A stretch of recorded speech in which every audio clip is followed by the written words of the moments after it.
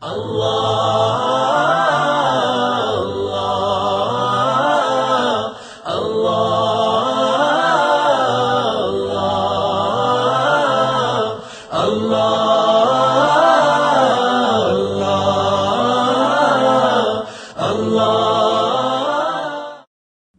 الله الرحمن الرحيم. الحمد لله رب العالمين الرحمن الرحيم مالك يوم الدين إياك نعبد وإياك نستعين اهدنا الصراط المستقيم صراط الذين أنعمت عليهم غير المغضوب عليهم ولا الضالين.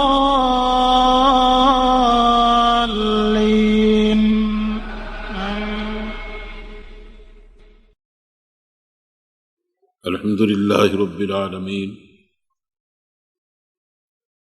والصلاة والسلام علی سید الاولین والآخرین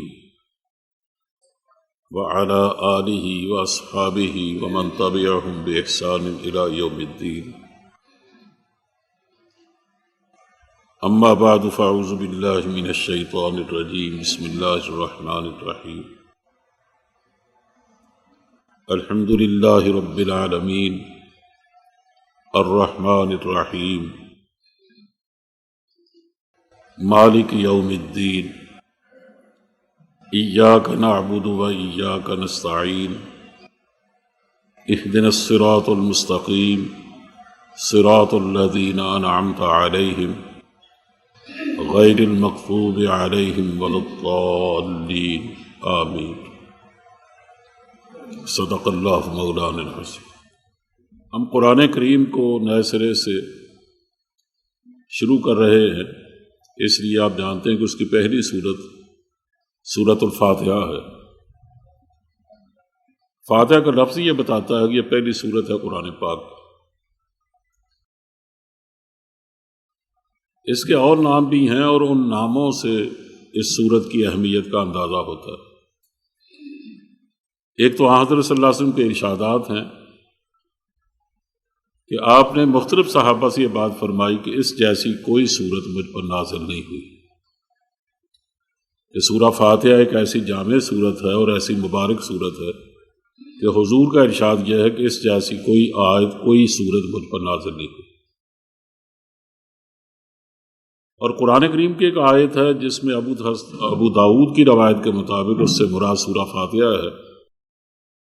اس میں نبی کریم صلی اللہ علیہ وسلم نے سورہ فاتحہ کو پورے قرآن کریم کے برابر قرار دیا.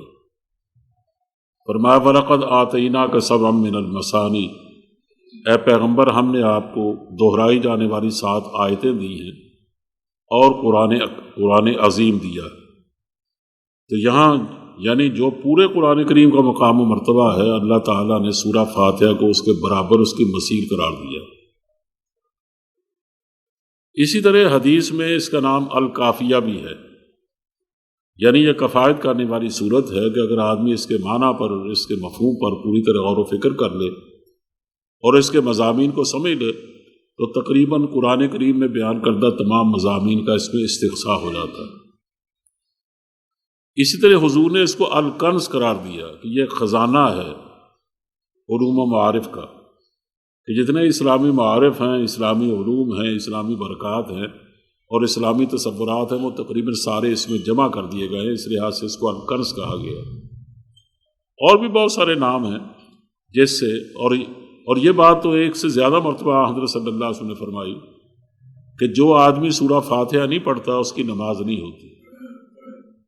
تو اس کا مطلب یہ ہے کہ سورہ فاتحہ اگر آدمی اکیلے نماز پڑھتا ہے تو اس کے لیے پڑھنا ضروری ہے، اور سنتیں پڑھتا ہے ظاہر اس میں پڑھنا ضروری ہے، نوافل پڑھتا ہے تو اس میں پڑھنا ضروری ہے. لیکن اگر وہ جماعت میں ہے تو امام کے لیے اس کا پڑھنا ضروری ہے، اس کے بغیر نماز نہیں ہوتی. یعنی آپ قرآن کریم کا کوئی حصہ بھی پڑھ لیں تو ظاہر اس سے نماز ہو جائے گی. امام صاحب پڑھیں جماعت میں تب نماز ہو جائے گی. لیکن سورہ فاتحہ یہ امام صاحب جماعت کرا رہے ہوں تو ان کے لیے پڑھنا ضروری ہے. آدمی منفرداً نماز پڑھ رہا ہو اکیلا تو اس کے لیے سورہ فاتحہ پڑھنا بھی ضروری ہے. بہرحال یہ ایک بڑی جامع صورت ہے. اس میں جب ہم دیکھتے ہیں تو حیرت ہوتی ہے کہ اس کے صرف 7 بول ہیں، 7 آیتیں. جس کو قرآن کریم نے سبع من المثانی کہا کہ 7 دہرائی جانے والی آیت. اچھا یہ بھی میں غلط فہمی دور کر دوں کہ اس کی 7 آیتیں کیسے ہیں. دیکھیں اس کی پہلی آیت تو ہے جن لوگوں نے بسم اللہ کو اس کا ایک جز قرار دیا ان سے تو خیر وہ کہنا چاہیے کہ ان کی بات تو ویسی ثابت ہو جاتی ہے، یعنی پھر ضرورت نہیں ہے اس کی تعویل کرنے کی. لیکن ہمارے نزدیک یہ سورہ فاتحہ کا جز نہیں ہے بسم اللہ، اس لیے کہ بسم اللہ صرف اسی سورت کے ساتھ نہیں لکھی گئی بلکہ قرآن کریم کی کوئی سورت نہیں ہے جس کے ساتھ بسم اللہ لکھی نہیں گئی. مصحف عثمانی وحی الہی کے مطابق لکھا گیا. حضرت عثمان غنی نے جو مرتب کروایا تھا اور اس سے پہلے صدیق اکبر نے کروایا تھا، اور صحابہ کرام کا اجماع اس پر ثابت ہے، اس میں کسی صحابی نے اختلاف نہیں کیا. اس کا مطلب ہے جیسے حضرت صلی اللہ علیہ وسلم پر نازل ہوا تھا اور حضور نے جس طرح اس کو املا کروایا تھا، لوگوں کو لکھنے کا حکم دیا تھا، بالکل جب اس کو کتابی شکل میں مرتب کیا گیا تو جو ترتیب اس کی رکھی گئی ہے اس کا مطلب ترتیب توقیفی ہے اور حضرت صلی اللہ علیہ وسلم کی طرف سے. اسی طرح جس طرح اس کو لکھا گیا اس میں آپ لکھیں گے، یہی سب سے بڑی دلیل ہے کہ یہ بسم اللہ اس کی آیت اس کا اگر جز ہوتی تو اس کے لکھنے کا انداز یہ نہ ہوتا. اب دیکھیں نا الحمدللہ رب العالمین سورت کا جز ہے، تو الحمدللہ رب العالمین بالکل پہلی سطر کا ایک حصے کے طور پر لکھی جاتی ہے. اگر اس کا جز بسم اللہ ہوتی تو بسم اللہ بھی بالکل الحمدللہ سے پہلی سطر میں لکھی جاتی. لیکن آپ دیکھتے ہیں کہ اس سے پہلے بسم اللہ اس کے اوپر لکھی جاتی ہے، نیچے پھر الحمدللہ رب العالمین سورہ فاتحہ شروع ہوتی ہے. اور یہی طریقہ پورے قرآن کریم کا ہے. اس کے بعد سورہ بقرہ شروع ہوتی ہے تو اس سے پہلے بسم اللہ لکھی جاتی ہے. اس کے بعد سورہ آل عمران ہے تو اس سے پہلے بسم اللہ لکھی جاتی ہے. پھر اس کے بعد سورہ نساء ہے، اس سے پہلے بسم اللہ لکھی جاتی ہے. یعنی سوائے سورہ توبہ کے باقی کوئی صورت ایسی نہیں ہے کہ جس سے پہلے بسم اللہ نہیں لکھی گئی. اور وہ لکھی کیوں کی گئی ہے؟